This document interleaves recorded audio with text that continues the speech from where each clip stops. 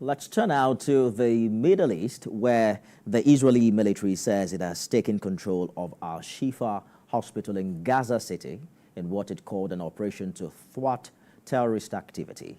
It said troops killed 20 terrorists, including a senior commander of Hamas' internal security force, and detained dozens of suspects during the raid.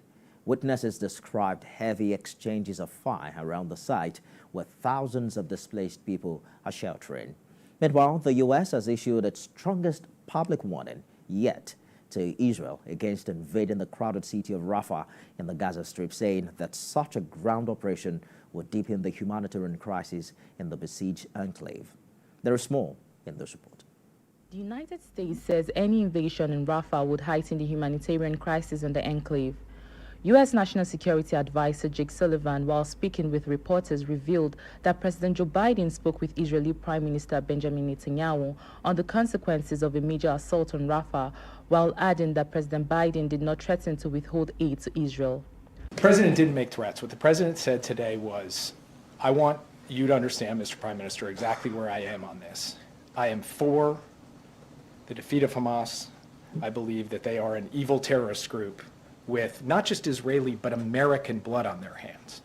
At the same time, I believe that to get to that, you need a strategy that works. And that strategy should not involve a major military operation that puts thousands and thousands of lives, civilian, innocent lives at risk in Rafah. There is a better way. Send your team to Washington. Let's talk about it. We'll lay out for you what we believe is a better way, and I will. During his remarks, Mr. Sullivan also addressed Israel's planned military operation in Rafah, saying that President Joe Biden explained his concerns to Israeli Prime Minister Benjamin Netanyahu in a phone conversation. The president explained why he is so deeply concerned about the prospect of Israel conducting major military operations in Rafah of the kind it conducted in Gaza City and Khan Yunis. First, more than 1 million people have taken refuge in Rafah. They went from Gaza City to Khan Yunis and then to Rafah. And they have nowhere else to go. Gaza's other major cities have largely been destroyed. And Israel has not presented us or the world with a plan for how or where they would safely move those civilians, let alone feed and house them and ensure access to basic things like sanitation. Second, Rafah is a primary entry point for humanitarian assistance into Gaza from Egypt and from Israel. An invasion would shut that down, or at least put it at grave risk, right at the moment when it is most sorely needed. Meanwhile, a UN-backed report has revealed that famine is imminent in northern Gaza, where 70% of the population are already suffering with catastrophic levels of hunger.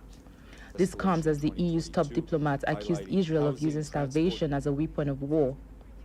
Reports from the Integrated Food Security Phase Classification revealed that all 2.2 million people in Gaza do not have enough food to eat, with half of the population on the brink of starvation and famine projected to arrive in the north anytime between mid-March and May 2024. Reacting to this, United Nations Secretary General Antonio Guterres described the figures given as the highest number of people facing catastrophic hunger ever recorded.